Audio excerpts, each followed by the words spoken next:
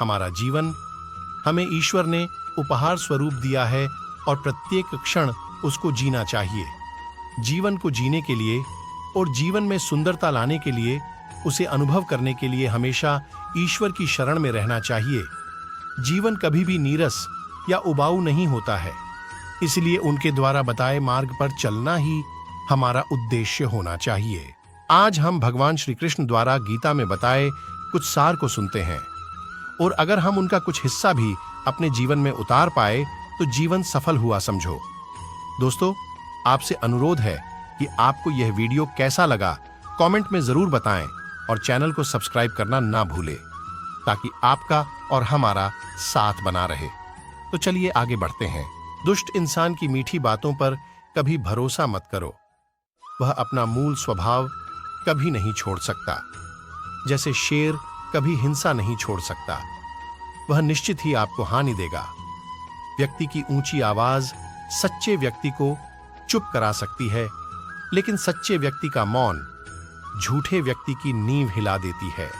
यदि आप धर्म करोगे तो आपको ईश्वर से मांगना पड़ेगा, लेकिन यदि आप कर्म करोगे तो ईश्वर को आपको देना पड़ेगा, क्योंकि कर्म ऐसी प्रक्रिया है जिसका परिणाम उसके अनुसार अवश्य आता है, और यह हम पर निर्भर करता है कि हम कैसे कर्म करते हैं।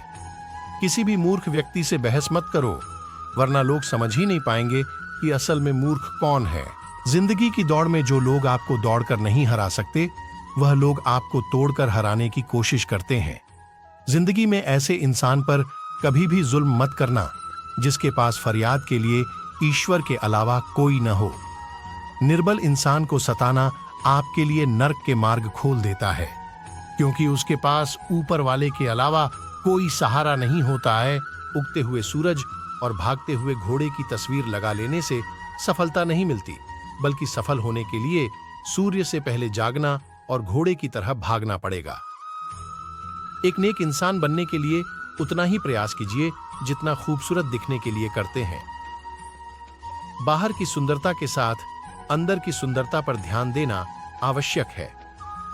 हे अर्जुन, तुम्हारा क्या गया जो तुम रोते हो? तुम क्या लाए थे जो तुमने खो दिया? तुमने क्या पैदा किया था जो नष्ट हो गया? तुमने जो लिया यहीं से लिया, जो दिया यहीं पर दिया। जो आज तुम्हारा है कल किसी और का होगा, क्योंकि परिवर्तन ही संसार का नियम है। मुश्किल वक्त हमारे लिए एक आईने की तरह होता है, जो हमारी क्षमताओं का सही तस्वीर हमें दिखाता है। बस हमें उसे समझने की जरूरत है।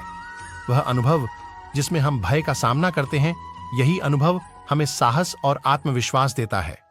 संघर्ष करते वक्त बिल्कुल भी मत घबराना, क्योंकि संघर्ष के दौरान ही इंसान अकेला होता है, और उसके बाद जो उसे जीत मिलती है उसका वही एक हकदार होता है। सफलता के बाद तो सारी दुनिया साथ देती है।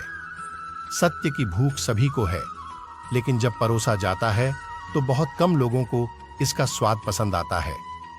याद रखना, अगर बुरे लोग सिर्फ समझाने से समझ जाते तो बांसुरी बजाने वाला कभी महाभारत होने नहीं देता।